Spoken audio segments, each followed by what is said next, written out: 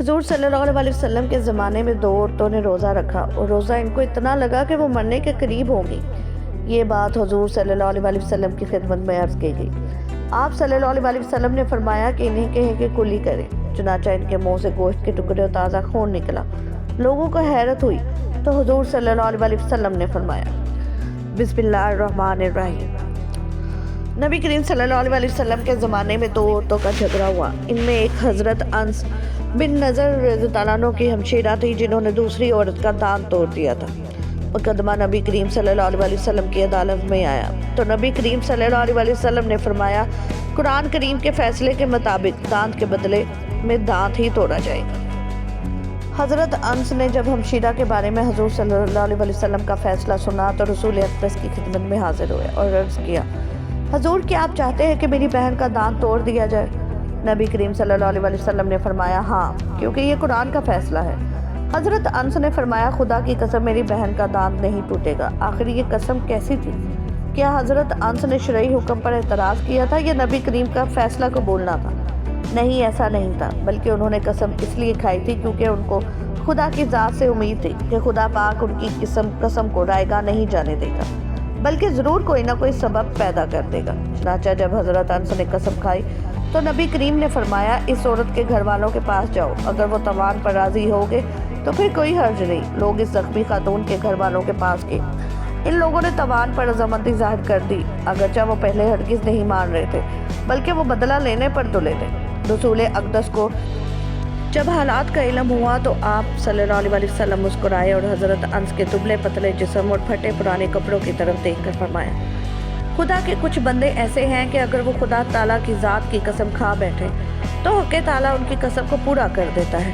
سیدنا ابو ہریرہ رضی اللہ عنہ سے یہ بھی مروی ہے کہ رسول اللہ صلی اللہ علیہ وسلم نے فرمایا بہت سے روزے دار ایسے ہیں کہ جن کو روزے کے عوض صرف بھوک پیاس نصیب ہوتی ہے، اور قیام کرنے والے بھی کئی لوگ ایسے ہیں جن کو قیام کے عوض صرف بیداری ملتی ہے۔ سیدنا ابو ہریرہ رضی اللہ عنہ سے روایت ہے نبی کریم صلی اللہ علیہ وسلم نے فرمایا جو آدمی جھوٹی بات اس پر عمل اور جہالت کو نہیں چھوڑتا تو اللہ تعالیٰ کو کوئی ضرورت نہیں کہ وہ اپنا کھانا پینا چھوڑ دے۔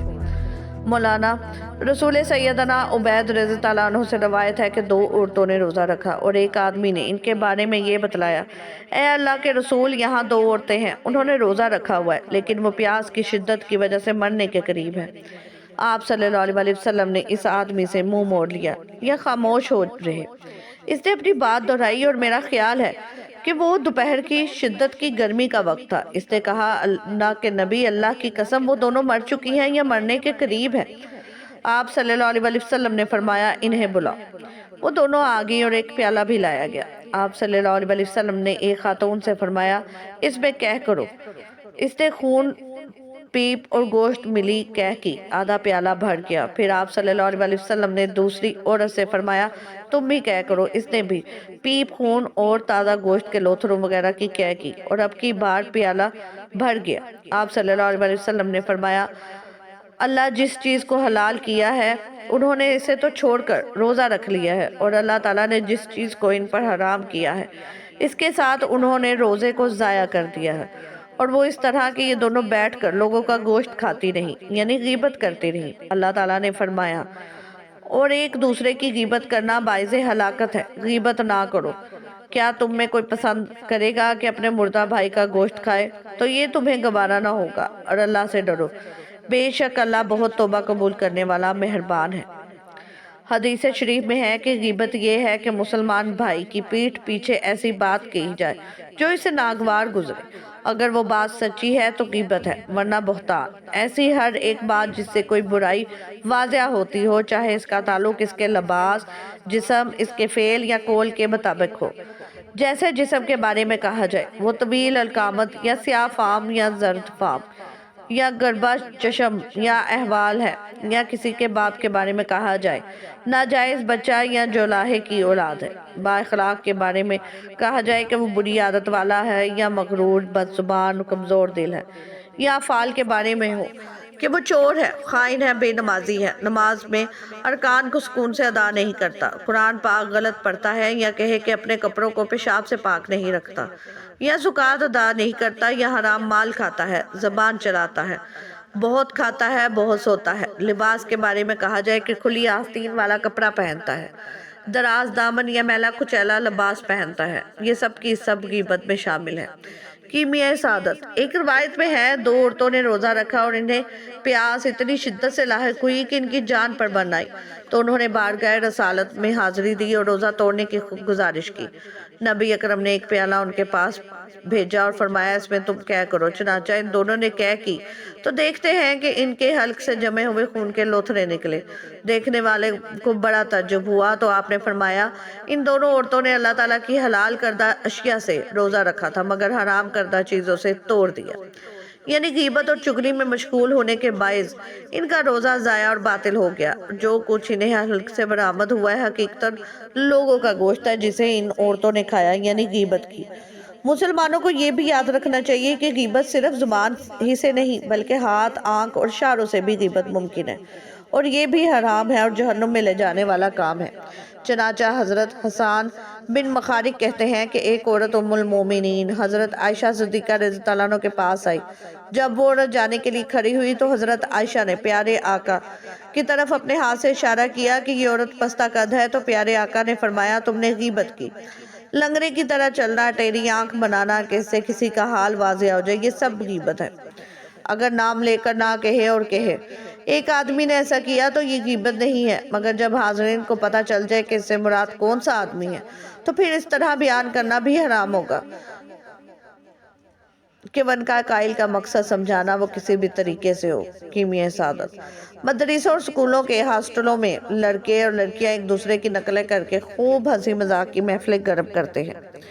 ایسے ناقل لڑکوں کو معلوم ہونا چاہیے کہ یہ غیبت ہے اور حرام ہے، خاص کر مدرسے کے لڑکوں کو، چونکہ مدرسہ تو دارالعلوم ہوتا ہے۔ جب علم والے ہی بے عملی کریں گے تو بے علموں کا کیا حال ہوگا۔ کچھ لوگ ایسے ہیں جو غیبت کرتے ہیں اور سمجھتے ہیں کہ یہ غیبت نہیں ہے۔ مثلا جب ان کے سامنے کسی کا ذکر ہوتا ہے تو کہتے ہیں کہ الحمدللہ اللہ تعالیٰ نے ہمیں اس بات سے محفوظ رکھا، تاکہ لوگوں کو پتہ چل جائے کہ وہ آدمی ایسا ہوتا ہے۔ یہ جیسے کہتے ہیں کہ فلاں تو بہت نیک تھا لیکن وہ بھی اہل دنیا میں پھنس گیا اور وہ بھی ہماری طرح لوگوں میں مبتلا ہو گیا۔ اسی قسم کی اور باتیں کہتے ہیں اور کبھی اپنی برائی ایسے کرتے ہیں جس سے دوسروں کی برائیاں واضح ہو جائیں، اور جب کبھی ان کے روبرو کسی کی غیبت کی جاتی ہے تو اس بات پر اظہار تعجب کرتے ہیں اور کہتے ہیں کہ کتنی انوکھی بات ہے، تاکہ غیبت کرنے والا ہوشیار ہو اور دوسرے بھی جانیں اور جو غافل تھے وہ بھی اس بات کو سن لیں۔ کہتے ہیں بھائی ہمیں اس کے بارے میں سن کر بہت رنج پہنچا ہے، اللہ تعالیٰ محفوظ رکھے۔ غرض یہ ہے کہ دوسرے لوگ آگاہ ہو جائیں۔ کبھی ایسا ہوتا ہے جب کسی کا ذکر درمیان میں آتا ہے تو کہتے ہیں اللہ تعالیٰ ہمیں توبہ کی توفیق دے، تاکہ لوگ سمجھ جائیں کہ فلاں آدمی نے گناہ کیا ہے۔ یہ سب باتیں غیبت میں شامل ہیں، اور جب ایسی فضول باتوں سے مطلب نکل آتا ہے تو اس میں حماقت بھی پائی جاتی ہے۔ یہ جو خود کو نیک اور دوسروں سے بیزار کیا جا رہا ہے اور اس میں 2 گناہ ہوئے اور بے عقل اسے جان بیٹھے کہ ہم نے غیبت نہیں کی۔ جیسے کسی کا عیب دوسرے سے کہنا صحیح نہیں ہے، ایسے ہی اپنے دل سے کہنا بھی صحیح نہیں ہے۔ دل سے غیبت کا مطلب یہ ہے کہ آپ کسی کے بارے میں برا خیال کرو بغیر اس کے کہ آپ نے اپنی آنکھوں سے کوئی برا کام دیکھا ہو یا کانوں سے سنا ہو یا اس فعل بد پر آپ کو یقین کامل ہو۔ چنانچہ پیارے آقا نے فرمایا اللہ تعالیٰ نے مسلمانوں کا مال، ان کا خون اور ان سے بدگمانی، ان تینوں باتوں کو حرام کیا ہے، اور ان تینوں باتوں میں بھی کسی کے دل میں آئے اور اس پر یقین نہ ہو اور وہ عادل شاہدوں نے اس پر گواہی دی ہو تو سمجھ لو یہ بات دل میں شیطان نے ڈالی ہے۔ غیبت کرنا تو گناہ کبیرہ ہے، غیبت سننا بھی گناہ کبیرہ ہے۔ تو فرمان مصطفیٰ ہے جو اپنے مسلمان بھائیوں کی پیٹھ پیچھے اس کی عزت کا تحفظ کرے تو اللہ تعالیٰ کے ذمہ کرم پر ہے کہ وہ اسے جہنم سے آزاد کر دے۔ اگر روک نہیں سکتے تو ممکن ہو تو وہاں سے اٹھ جائیے، اٹھ سکتے ہیں تو نہ ہی بات بدل سکتے ہیں تو کم از کم دل میں برا جانیے یا اس بات کی طرف بے توجہی برتیے، مثلا بیزاری کے ساتھ ادھر ادھر دیکھنے، بار بار گھڑی دیکھنے وغیرہ۔ غیبت کی حرص کرنے والے دل کی بیماری میں مبتلا ہے، اس کا علاج کرنا چاہیے۔ اس کا علاج 2 طرح سے ہے۔ علمی علاج وہ یہ کہ غیبت کی مذمت میں جو حدیث آئی ہیں ان پر غور و خوض کریں اور اچھی طرح سمجھیں کہ غیبت کی وجہ سے اس کی نیکیاں کسی کے نامہ اعمال میں چلی جائیں گی اور وہ خود خالی ہاتھ رہ جائے گا۔ پیارے آقا علیہ السلام نے فرمایا انسان کی نیکیوں کو غیبت ایسے نابود کرتی ہے جیسے آگ کی سوکھی لکڑیوں کو۔ عملی علاج وہ یہ ہے کہ وہ اپنی غیبت سے خوف کرے۔ اگر خود میں کچھ نقص پاتا ہے تو سمجھے کہ وہ آدمی اپنے عیب میں اسی طرح کی ہی معذوری ہے، اور اگر اپنی ذات میں کوئی کمی اور نقص نہیں پاتا تو اچھی طرح سمجھ لے کہ وہ اپنے عیب سے غافل رہتا ہے۔ ایک عظیم عیب ہے۔ غیبت کرنا حرام ہے جیسے جھوٹ کہنا، لیکن ضرورت اور حاجت کے پیش نظر عذروں کی وجہ سے مباح ہے۔ پہلا یہ کہ بادشاہ یا قاضی کے سامنے فریاد کرنا اس وقت غیبت صحیح ہے، یا کسی ایسے آدمی کے روبرو کہنا جس سے مدد طالب ہو، لیکن ایسے آدمی کے سامنے جس سے آنند کی امید نہ ہو، مثلا ظالم سے ظلم کو بیان کرنا صحیح نہیں ہے۔ دوسرا عذر یہ ہے کہ کسی جگہ لڑائی یا فتنہ دیکھ کر کسی ایسے آدمی سے کہنا جو احتساب کی طاقت اور فساد پھیلانے کو باز رکھ سکتا ہو۔ تیسرا عذر یہ ہے کہ کسی کے شر سے بچنا چاہتا ہو، جیسے کوئی بدعتی ہو یا چور، اور اس پر کوئی آدمی بھروسہ کرنا چاہتا ہے، تو اس حالت میں عیب ظاہر کر دینا صحیح اور روا ہے، اور اسے چھپانا مسلمانوں کے ساتھ دھوکہ کرنے کے برابر ہے۔